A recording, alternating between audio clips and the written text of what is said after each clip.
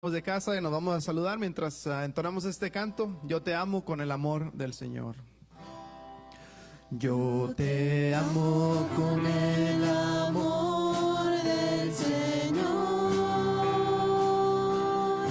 Yo te amo con el amor del Señor. Porque veo en ti la gloria de mi Rey. Yo te amo con el amor del Señor. Yo te amo con el amor del Señor.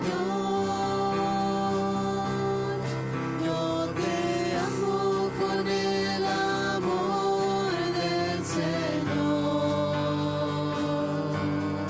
Porque veo en ti la gloria de mi Rey. Yo te amo con el amor del Señor. Bien, bienvenidos todos.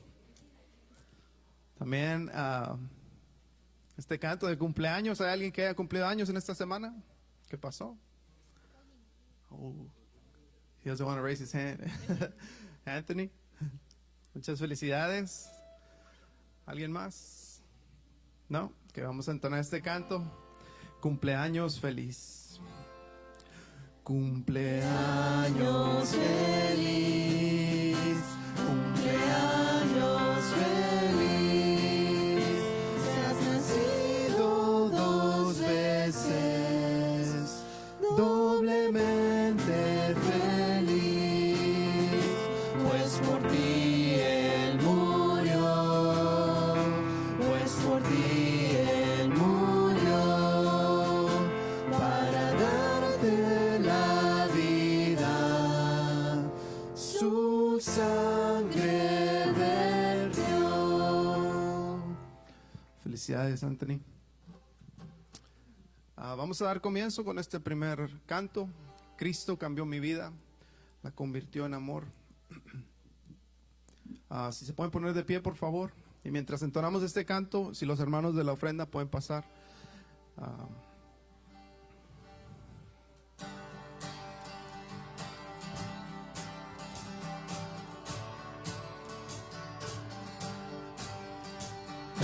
Cristo cambió mi vida, la convirtió en amor. Por eso yo le canto a mi Creador. Yo me alegro con los que me dicen, a la casa de Dios iremos y siempre cantaremos. Gloria sea nuestro Dios. Cristo cambió mi vida, la convirtió en amor. Por eso yo le canto a mi Creador. Es tan grande tu misericordia que no se puede comparar, y los que te rechazan su castigo tendrán. Cristo cambió mi vida, la convirtió en amor. Por eso yo le canto a mi Creador. Cristo cambió mi vida, la convirtió en amor. Por eso yo le canto a mi Creador, le canto a mi Creador. Pueden tomar asiento, hermanos.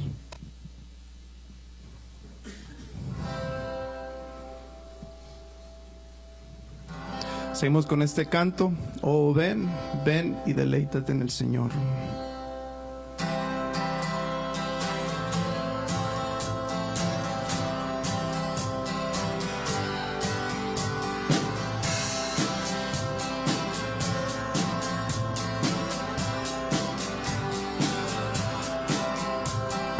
Oh, ven, ven y deleítate en el Señor, y Él te concederá las peticiones de tu corazón.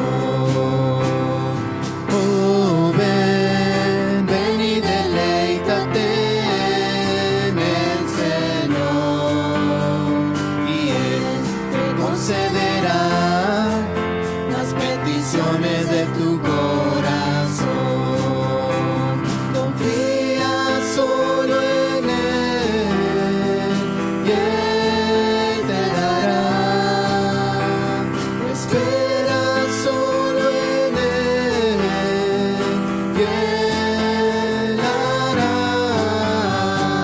Oh, ven, ven y deleítate en el Señor, concederá las peticiones de tu corazón, las peticiones de tu corazón, las peticiones de tu corazón. Amén. ¿A alguno de los niños que se haya aprendido su verso? Si gustan pasar aquí enfrente.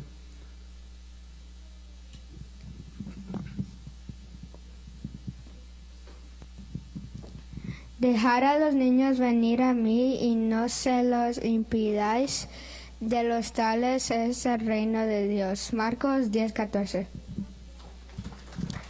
Dejad a los niños venir a mí y no se lo impidáis, porque de los tales es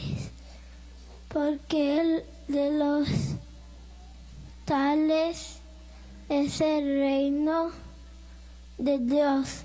Marcos 10:14. Dejad a los niños venir a mí y no se lo impidáis, porque de los tales es el reino de Dios. Marcos 10:14. Dejad a los niños venir a mí y no porque de los tales es el reino de Dios. Marcos 10:14. Ahora, si lo podemos decir todos juntos. Dejad a los niños venir a mí y no se lo impidáis, porque de los tales es el reino de Dios. Marcos 10:14.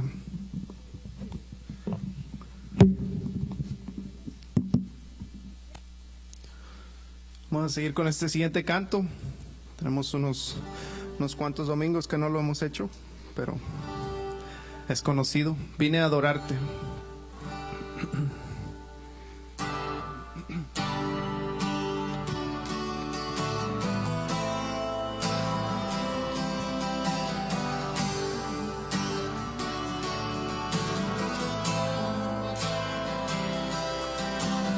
Tú eres la luz que brilló en las tinieblas, abrió mis ojos, pude ver.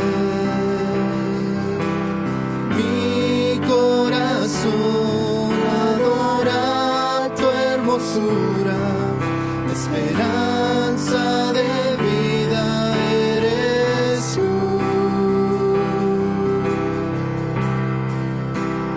Vine a adorarte, vine a postrarme, vine a decir que eres mi Dios.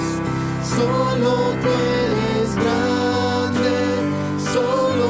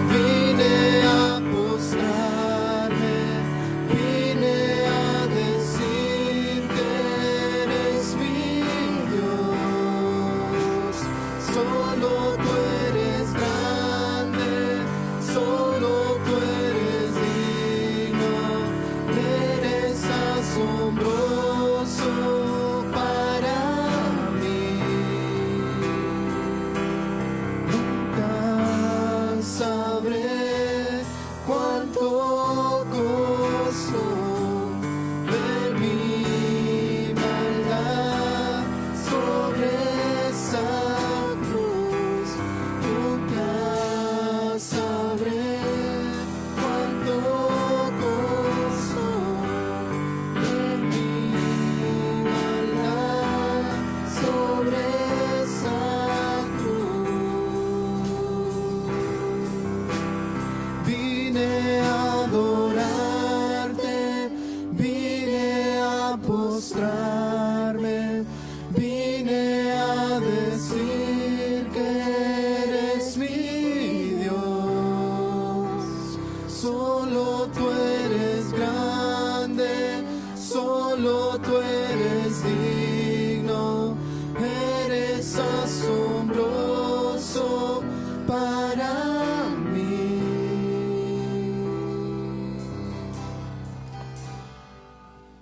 Amén. Si se pueden poner de pie, por favor, para este último canto. Vamos a entonarlo.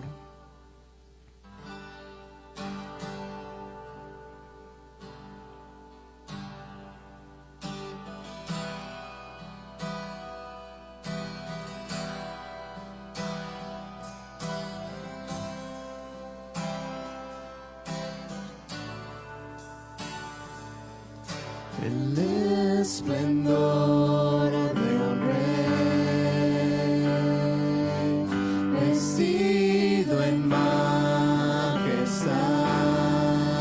la tierra alegre está, la tierra alegre está, cubierto está de luz, venció la oscuridad, tiembla de su voz, tiembla su voz. Cuán grande es Dios, cántale cuán grande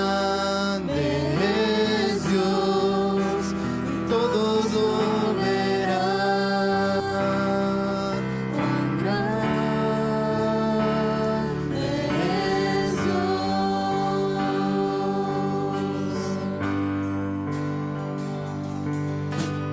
Día a día Él está, y el tiempo está en Él, principio y el fin, principio y el fin. La Trinidad en Dios, el Padre, Hijo, Espíritu, Cordero y el León, Cordero y el León. Cuán grande es Dios, cántale cuán grande es Dios, y todos lo verán. Cuán grande es Dios.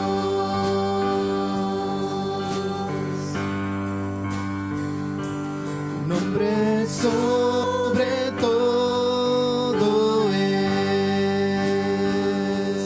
tú eres digno de alabar, y mi ser dirá cuán grande es Dios.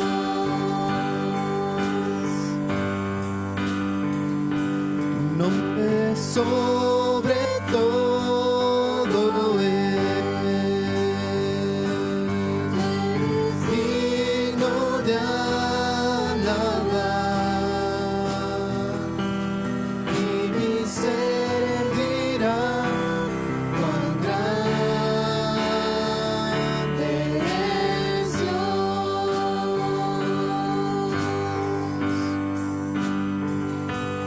Cuán grande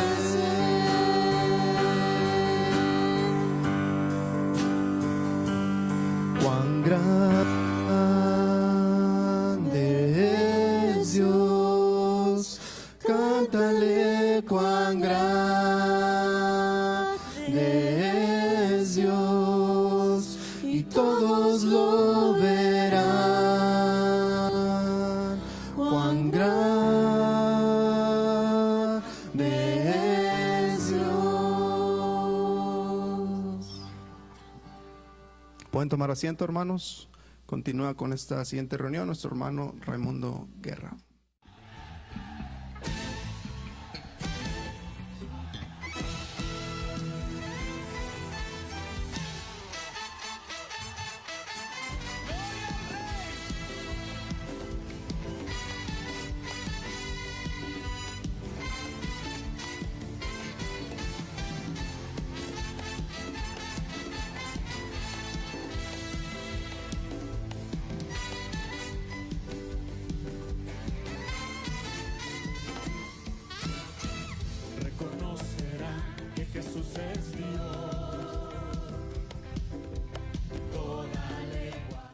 Yo crecí asistiendo aquí a esta iglesia. Aquí yo fui discipulado. Aquí en este púlpito yo prediqué mi primer mensaje al grupo de jóvenes cuando tenía 15 o 16 años. Y algunos de ustedes estaban ahí en ese grupo de jóvenes y recuerdan tal vez cómo fue. Tal vez no recuerdan el mensaje, pero recuerdan cómo fue ese mensaje. Y me asombra que sigan confiándome a venir a este púlpito otra vez. Quiero decirles que estoy profundamente agradecido con el Señor por esta iglesia. Dios los ha usado grandemente en mi vida. Aquí fue donde yo fui animado a invertir en mi educación bíblica y asistir a Emmaus Bible College, ahora Emmaus University. Ahí es donde yo conocí a mi esposa Laura. Llevamos 10 años de casados y el Señor nos ha bendecido con 3 bendiciones que se llaman Luisa, Hali y Javier. Creo que ya todos han escuchado de Javier esta mañana. Cuando me mudé para Iowa a estudiar en Emmaus, no pensaba quedarme allí, pero el Señor tenía otros planes. Y eso ha sido como un lema de mi vida. Y no son mis planes, son los de Dios. Después de graduarme, yo le serví al Señor en mi iglesia local y también le serví al Señor como maestro de música en una escuela cristiana, nomás graduándome de Emmaus como maestro de música. Poco tiempo después, el Señor me llamó a regresar a Emmaus, a servirle como director de vida estudiantil ahí en el campus. Y mientras estuve ahí, yo completé una maestría de educación en administración de educación, Higher Education. Y mi idea era de seguir sirviendo en la iglesia local y servirle al Señor en Emmaus por el resto de mi vida. Pero Dios tenía otros planes. Ahí en Emmaus me moví del departamento de vida estudiantil a cargo como decano asociado de académicos, dirigiendo el campus global de Emmaus, que sigue creciendo aún después de yo haberme ido de ahí. Entonces Dios llamó después a mí y a mi familia al ministerio de tiempo completo en nuestra iglesia Galena Bible Church, y sirvo como pastor asociado de discipulado y evangelismo. Parte de mi ministerio es dirigir y escribir estudios bíblicos para la iglesia. También yo dirijo los maestros de escuela dominical. Es un poquito único, le llamamos Family Bible Hour, porque yo le enseño los miércoles a los maestros el texto y ellos después lo adaptan a sus clases a las edades apropiadas, pero la idea es de que todos estamos estudiando el mismo texto juntos. Y también sirvo a la iglesia como consejero bíblico. Eso fue mi segunda maestría. El Señor, mientras estaba sirviéndole al Señor, me llamó a volver al seminario, a ver mi maestría en estudios teológicos con un énfasis en consejería bíblica. Y ha sido un gozo para mí, privilegio para mí, ver al Señor cómo obra en la vida de las personas, cómo obra a través de su iglesia. En nuestra iglesia hemos podido ver a familias convertidas. El Señor nos ha dirigido a empezar un ministerio bilingüe, y hemos visto ese ministerio crecer aún en los últimos 6 meses, donde fuimos de un hispano que venía a los estudios y a las reuniones. Al día de hoy tenemos 15 a 20 que vienen, y tuvimos nuestro primer bautismo de un hispano ahí. Y es algo impactante porque aquí en el área donde estamos, de 30 millas de donde está la iglesia, no hay una iglesia evangélica en español o bilingüe. Entonces, realmente es un misterio y nos ha llevado a ver al Señor obrar. Hemos ido de una iglesia de 200 personas por muchos años y ahora estamos a 350, a veces hasta 400. No cabemos en nuestra capilla. Entonces, ha sido realmente un honor para mí ver el Señor obrar. Tengo como un asiento al frente de ver cómo el Señor está obrando. Y no solo está obrando en la comunidad, sino que también sigue obrando en mí. Él ha provisto la oportunidad y los medios para continuar mi educación, a comenzar este próximo verano con un doctorado en ministerio. Y nomás les doy esto como actualizarlos de lo que el Señor está haciendo en mi vida, porque a través de todas estas cosas, de asistir a Emmaús, de conocer a mi esposa, de pasar por nuestras propias pruebas, lo que me ha sostenido es algo que yo aprendí aquí. Yo aprendí aquí que mi identidad es Cristo. Eso es lo que soy. Soy un pecador hecho santo por la sangre de Jesucristo.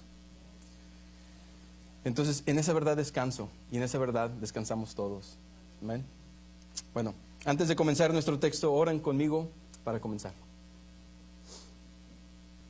Señor, te damos gracias por esta identidad que tú nos brindas, esta esperanza, y a través del sacrificio que hemos recordado esta mañana, nuestro Señor Jesucristo muriendo por nuestros pecados para darnos vida nueva. Esa es nuestra identidad. Señor, pido que tu palabra sea que hable, que tú uses a tu obrero, que tú prepares corazones y abres mentes para entender y disfrutar, deleitarnos en la verdad que tú nos amas. En el nombre de Jesús oramos. Amén. Abran sus Biblias a Romanos capítulo 8. Vamos a estar en Romanos capítulo 8.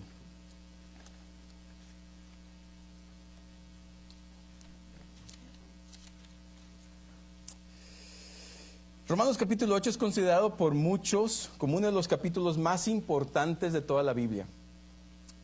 El reformador Martín Lutero lo llamó el evangelio más claro, este capítulo. William Tyndale, tal vez algunos conocen, William Tyndale fue otro reformador conocido por traducir la Biblia al inglés, llamó este capítulo la parte más excelente del Nuevo Testamento. O el pastor John Piper, que tal vez algunos conocen, llamó este capítulo el capítulo más grande de la Biblia. ¿Por qué este capítulo de la Biblia tiene tanta alta estima? No es porque es más importante que el resto de la Biblia, no es así. Más bien yo creo que porque en tan solo 39 versículos vemos con claridad y de manera concisa el poder, el plan y el propósito del Evangelio de Jesucristo. Y al avanzar Pablo su carta, llegamos a nuestro texto día de hoy, que es la final parte de Romanos 8.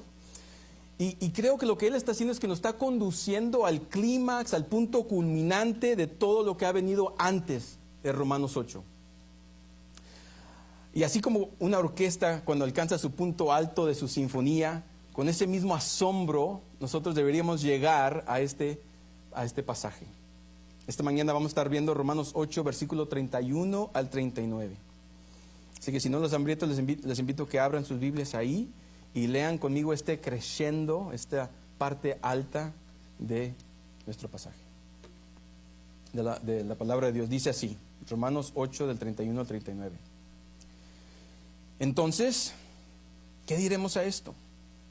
Si Dios está por nosotros, ¿quién contra nosotros?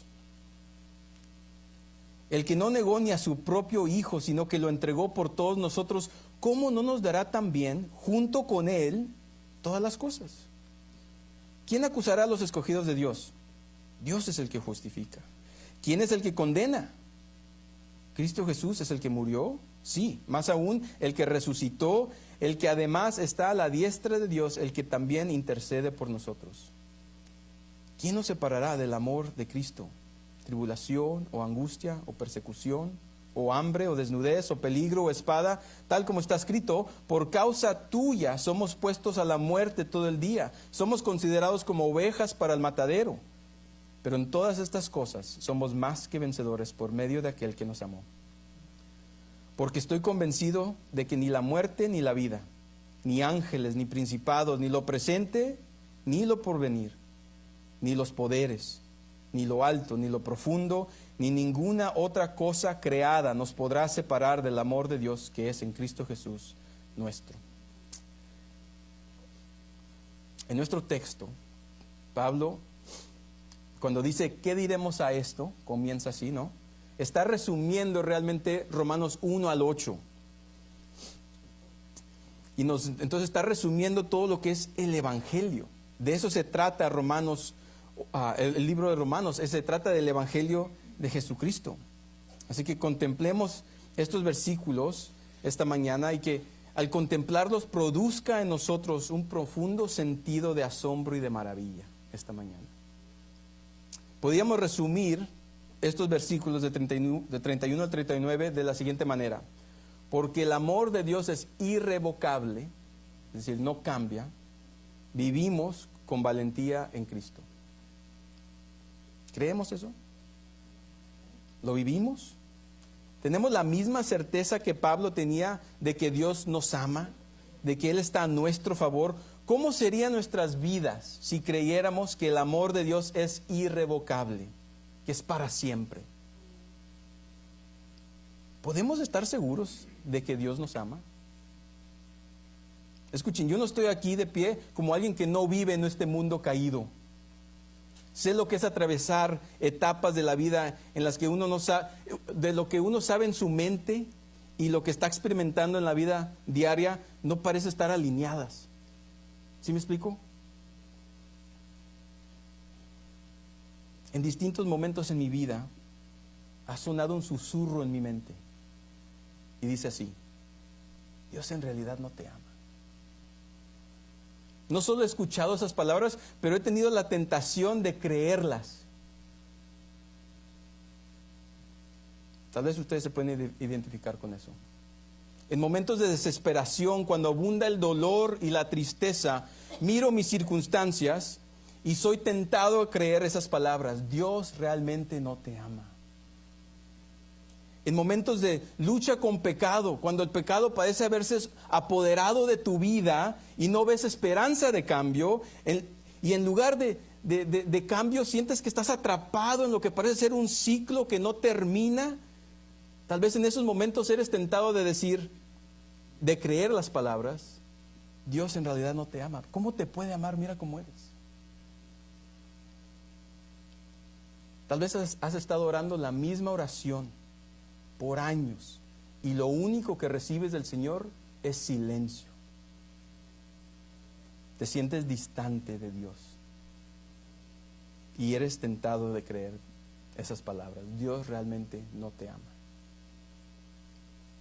Quizás estás aquí esta mañana precisamente en esa situación donde sabes que Dios está a tu favor, en tu mente lo reconoces, pero lo que sientes es condenación, lo que sientes es derrota, lo que sientes es una distancia y no el amor de Dios.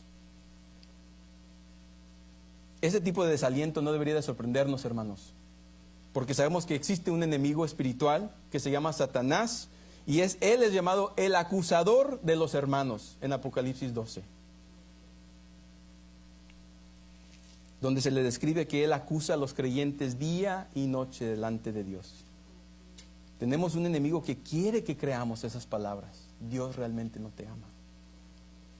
Las palabras de Pablo en esta última sección de Romanos 8 son para nosotros, para la iglesia, para aquellos que están tal vez desanimados o cuando somos tentados de creer que Dios está distante o que no nos ama. Pablo nos escribe de tal manera que busca despertarnos, hermanos, animarnos en las verdades del Evangelio. Pablo nos hace 4 preguntas. Él plantea estas preguntas y no nos da la respuesta. Si se fijan bien, no nos da la respuesta a Pablo de estas preguntas, sino que lo que él quiere que hagamos es que nosotros contestemos la respuesta en nuestra propia mente, que resuene esa realidad en nuestros corazones, que produzca en nosotros confianza y valentía a causa del amor irrevocable de Dios para nosotros. Entonces lo que vemos son estas 4 preguntas, y estas 4 preguntas van a ser nuestro esquema, nuestro bosquejo para hoy. Vamos a considerar estas preguntas y dejar que la respuesta a estas preguntas nos oriente hacia la realidad de que porque el amor de Dios es irrevocable, vivimos con valentía en Cristo. Empezamos con la primera pregunta: ¿quién puede estar contra nosotros? Versículos 31 al 32. Vamos a leer esos 2 versículos una vez más. Dice así: entonces, ¿qué diremos a esto? Si Dios está por nosotros, ¿quién estará contra nosotros? El que no negó ni a su propio Hijo, sino que lo entregó por todos nosotros, ¿cómo no nos dará también junto con Él todas las cosas? La expresión aquí, estas cosas, en versículo 31, probablemente se refiere a todo lo que venía anteriormente en Romanos. Pablo responde a su pregunta, ¿a qué diremos a esto? Esto siendo todo lo que vino del 1 al 8, y la responde con otra pregunta. ¿Cuál es la otra pregunta? ¿Quién estará contra nosotros? Si Dios es por nosotros, ¿quién contra nosotros? Pablo está describiendo en Romanos el Evangelio, y vemos, quería dar un resumen, pero por amor al tiempo no voy a dar un resumen, pero sí quiero darles la tesis del libro de Romanos, para poder poner este último pasaje aquí en contexto. Si voltean a Romanos 1, versículos 16 al 17, estos dos versículos sirven como la tesis, el tema principal de todo el libro. Pablo dice así, en Romanos 1, del 16 al 17, porque no me avergüenzo del Evangelio, dice Pablo, pues es el poder de Dios para la salvación de todo el que cree, del judío primeramente y también del griego. Porque en el Evangelio la justicia de Dios se revela por fe y para fe, como está escrito, mas el justo por la fe vivirá. Pablo dice que no se avergüenza del Evangelio. Lo opuesto de avergonzarse es honrar. Es una honra para él. Es una honra para él proclamar las buenas nuevas. ¿Por qué? Porque las palabras del Evangelio de Jesucristo se encuentran, son poder de Dios. Ahí es donde encontramos la salvación para la humanidad. El mensaje de que no hay nada que podamos ser, que nos pueda salvarnos a nosotros mismos, sino que debemos caer sobre la gracia de Dios y volver a Cristo en fe y arrepentimiento para ser declarados justos delante de Dios. Esas palabras, esa realidad es el poder de Dios. Y de esto dice Pablo, no me avergüenzo del Evangelio. Estos dos versículos nos da el tema principal del libro y el tono realmente de todo el libro. Entonces, ¿cómo resume Pablo el Evangelio? Básicamente dice Pablo, ¿qué diremos estas cosas? Dios está a nuestro favor. Y nadie puede estar contra nosotros. Eso no significa que no existen personas o circunstancias o pecado que se quieran oponer o que hagan guerra contra nosotros o contra el Evangelio. Lo hay, existe, lo vivimos. Sin embargo, lo que Pablo dice aquí es asombroso. Dice, todo aquello que intente ponerse en contra de nosotros, fracasará, porque Dios está a nuestro favor. ¿Qué resumen tan extraordinario del Evangelio? La buena noticia para la humanidad es que merecemos condenación y no hay nada que podamos hacer para solucionar eso a solas, que pueda cambiar nuestra situación de condenado. Pero existe un Dios que está a nuestro favor. No sé si hay un pensamiento mejor para nosotros considerar al comenzar este año nuevo. De hecho, deberíamos pasar el resto de nuestras vidas contemplando la realidad que un Dios santo, justo y poderoso está a nuestro favor.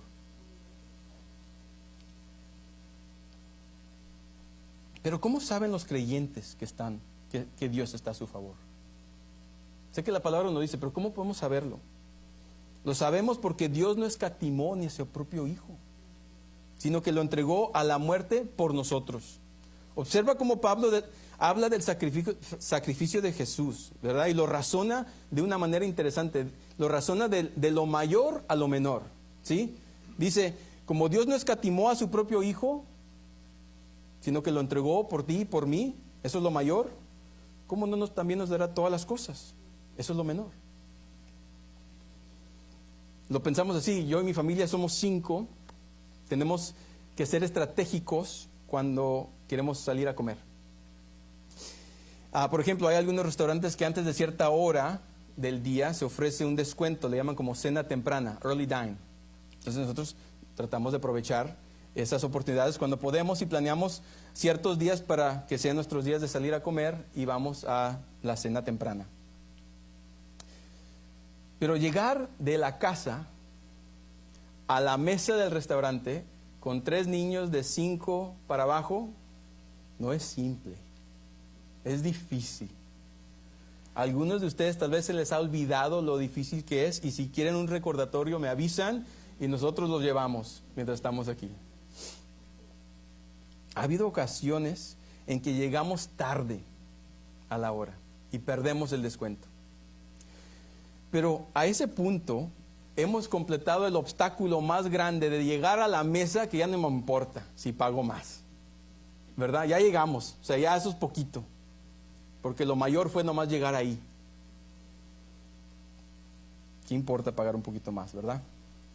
En cierto sentido Pablo está diciendo eso, porque Dios ya ha hecho eso lo mayor, que no escatimó a su Hijo, ¿cómo no también nos dará todas las cosas? Lo menor, o sea, eso también te lo dará. Pero ¿qué está diciendo Pablo aquí?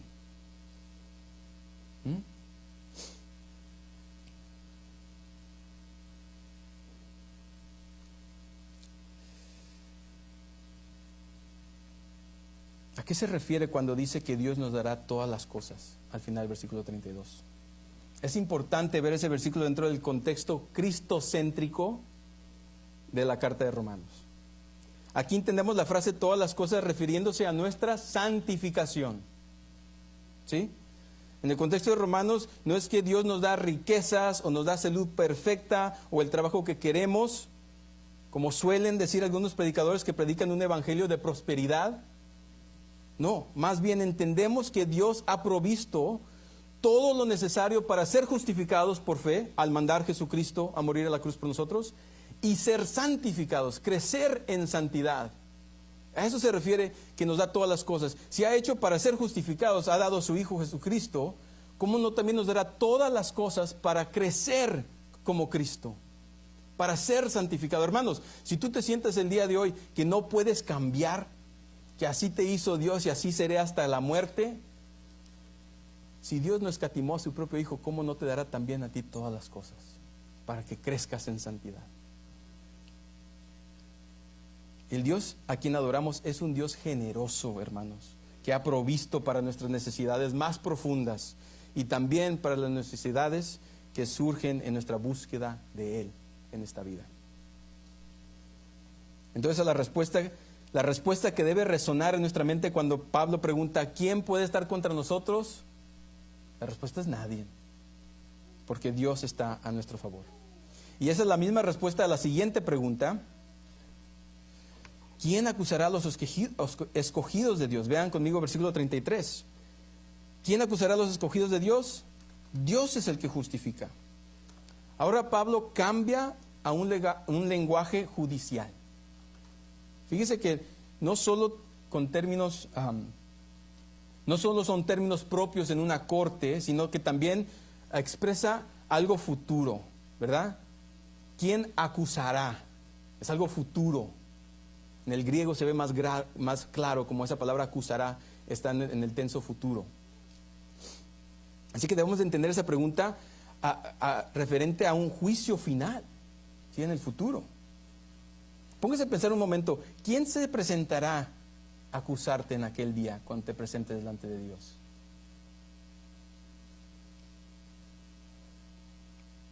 Puedes estar seguro que Satanás va a estar ahí, el acusador.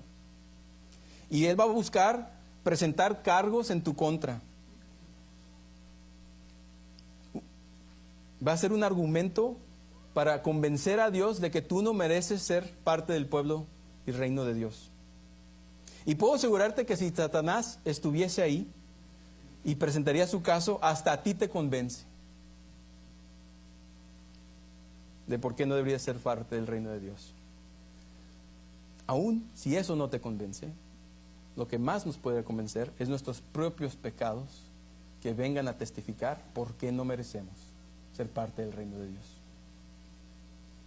¿Qué le dirías a Dios cuando Dios voltea a ti y diga, ahora haz tu caso?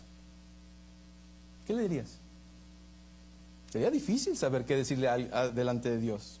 Pero más importante de lo que tú o yo le digamos a Dios es lo que Dios dice acerca de nosotros. Miren, Satanás no es el juez. Gloria a Dios que tú y yo tampoco somos los jueces. Dios Todopoderoso en toda su gloria es el juez. Y Dios es el que justifica.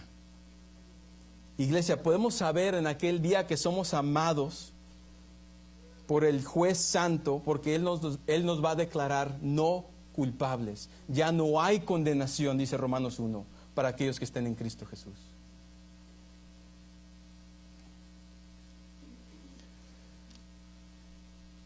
Puesto que sabemos que Dios ya nos ha declarado justos por medio de Cristo, no deberíamos tener ninguna duda de que Dios está a nuestro favor, de que Dios te ama, que aunque la evidencia de nuestro pecado sea grande, la obra de Cristo para justificarnos es aún más grande que eso, hermanos. Permitan que las respuestas a estas preguntas llenen sus corazones de consuelo y ánimo. ¿Quién puede estar contra nosotros? Nadie, porque Dios está a nuestro favor. ¿Quién presentará acusación contra nosotros? Cualquiera que lo intente fracasará, porque Dios es el que justifica y Él está a mi favor y Él me ha declarado justo. Continuando con este lenguaje judicial, Pablo plantea la tercera pregunta. ¿Quién es el que condena? Miren el versículo 34. ¿Quién es el que condena? Cristo Jesús es el que murió, sí, más aún el que resucitó, el que además está a la diestra de Dios, el que también intercede por nosotros. Vemos que explícitamente Pablo no contesta la pregunta que él presenta, ¿verdad? Dice, ¿quién es el que condena? Y luego empieza a hablar de Jesucristo y la obra de él. Su muerte, su resurrección y ascensión. Pero él la menciona ahí porque nos está haciendo recordar de que Cristo vino no para condenar, sino para salvar.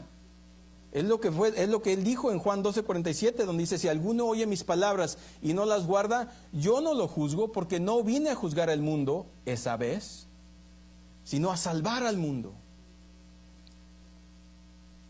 Si estamos en Cristo, no somos condenados, ni vivimos con temor de la condenación. Iglesia, el hecho de que no estamos condenados y que no hay quien nos condene porque estamos en Cristo es la base de nuestro gozo y nuestra adoración. El hecho de que no estamos condenados es lo que nos lleva a cantarle al Señor. No sé si hay alguien aquí que tal vez es recién a empezar a venir a la iglesia, pero yo sé que muchos que empiezan a visitar la iglesia me han dicho que es raro escuchar a gente cantar a Dios. Pero al creyente, al que ha sido redimido, no hay mejor respuesta que cantar ese mismo evangelio de regreso a Dios. Es decir, de que lo que yo soy es por su gracia. ¿Sí? No hay mejor respuesta para nosotros darle al Señor que cantar el mismo evangelio para Él. ¿Y qué dice el versículo? Al final ahí. Nos resume Pablo el evangelio de su venida, de su muerte, de su resurrección, y dice que ahora Jesús está intercediendo por nosotros. Fíjense nomás. Qué pensamiento tan glorioso saber que nuestro Salvador hizo lo imposible y aún sigue obrando. Está intercediendo por nosotros, orando por nosotros. Miren lo que dice Robert Murray M'Cheyne. Robert Murray M'Cheyne fue un pastor que murió creo como a los 36 años. Nomás fue pastor por un par de años, muy poco, pero el Señor lo usó grandemente, que el día de hoy todavía seguimos estudiando su ministerio. Y miren lo que dice Robert Murray M'Cheyne. Dice, si pudiera oír a Cristo orando por mí en la habitación de al lado, no temería a 1,000,000 de enemigos. Sin embargo, la distancia no hace ninguna diferencia. Él está orando por mí. Es algo asombroso pensar que el mismo Jesús, el Rey de Reyes y Señor de Señores, está orando por ti y por mí. Qué confianza debería darnos saber que nuestro Salvador está orando por nosotros.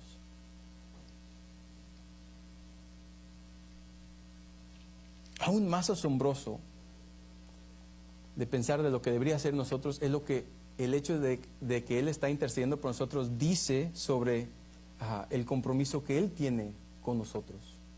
Escuchen bien, hermanos, Jesús está más comprometido con nosotros que nosotros estamos con Él. Y esas son buenas noticias. ¿Sí? Podemos descansar en esa verdad, permitir deleitarnos en esa realidad cuando sabemos y creemos que Dios está a nuestro favor, que Jesús, nuestro Señor y Salvador, está comprometido con nosotros completamente y que Él no cambia, que Él está orando por nosotros. Debe de impulsarnos, hermanos, a hacer grandes riesgos por el Evangelio. el saber que Dios está con nosotros y Él está orando por nosotros. Riesgos de hablarles a nuestros compañeros de trabajo sobre Jesucristo. Riesgos de ir al campo misionero.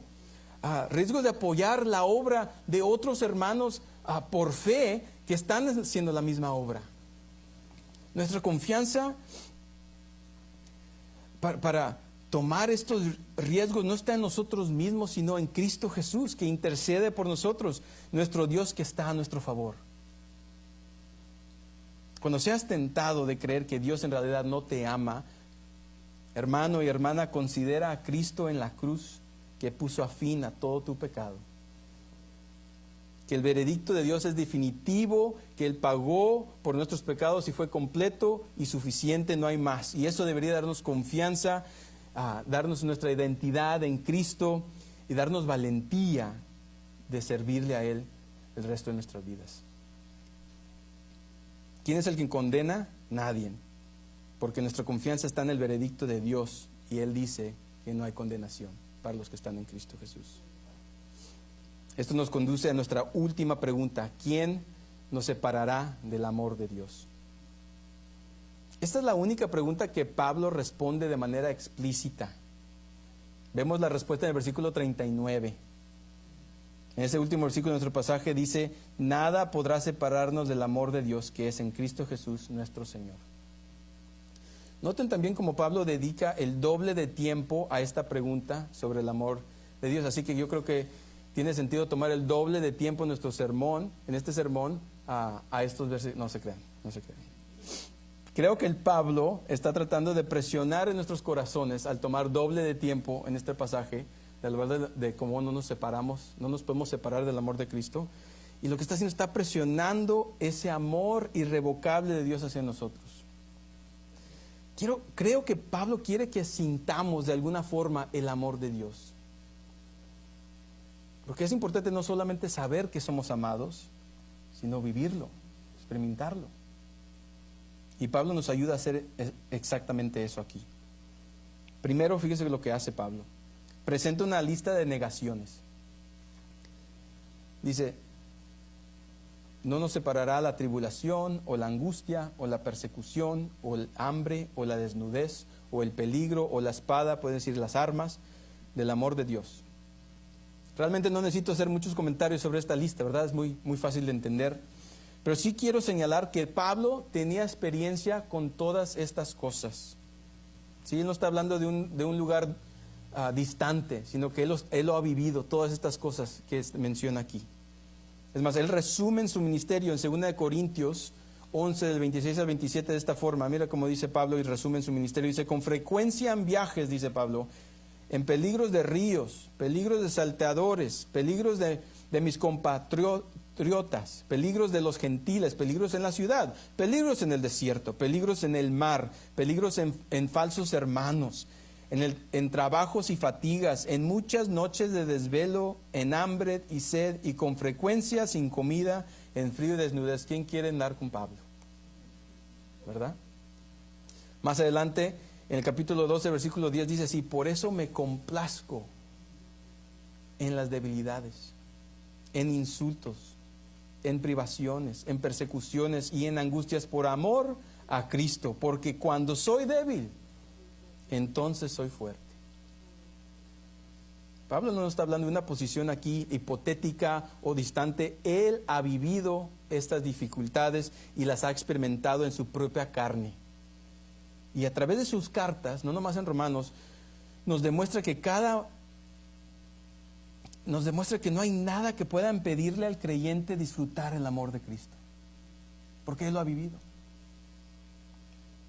Entonces Pablo, en el versículo 36, volviendo a Romanos, se asegura que no nos pasemos por alto de esta lista. Y lo que hace es que cita Salmo 44, versículo 22.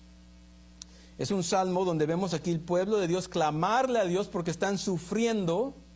No han negado a Dios, están sufriendo y le claman a Dios porque dicen que no lo ven obrar. Mire lo que dice, lo tengo aquí por amor del tiempo, pero vamos a leer, el 22 es el que cita, pero le agregué el 23 aquí de Salmo 44. Dice: pero por causa tuya nos matan cada día, se nos considera como ovejas para el matadero.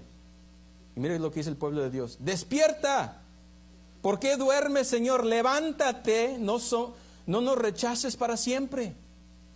Pablo está citando todo el Salmo 44, no más versículo 22, sino que está haciendo al pueblo de Dios recordar la situación de Salmos 44. Aquí el salmista está levantando el sufrimiento de aquellos que están siendo perseguidos, que no han abandonado el nombre de Dios, pero no han visto a Dios obrar. Entonces, ¿qué hacemos? Al ver la lista de Pablo, a citar Salmo 44, yo creo que aquí la conclusión que podemos hacer es que como creyentes podemos esperar fracaso, humillación, pérdida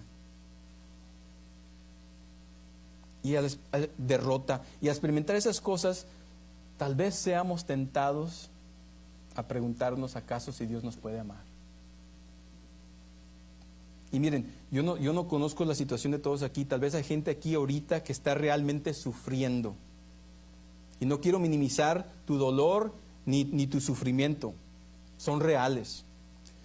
Pero la palabra de Dios con el Espíritu Santo que mora en nosotros nos ayuda a ver nuestras calamidades, nuestro sufrimiento, desde una perspectiva nueva. Pablo en el versículo 37 dice algo increíble. Nos da una perspectiva diferente de nuestro sufrimiento. Versículo 37 dice así: pero en todas estas cosas. ¿En cuáles cosas? No nomás en todas, pero en cuáles acaba de citar. Tribulación, angustia, hambre y sed, desnudez. En esas cosas, dice Pablo, ¿qué dice? Somos más que vencedores por medio de aquel que nos amó.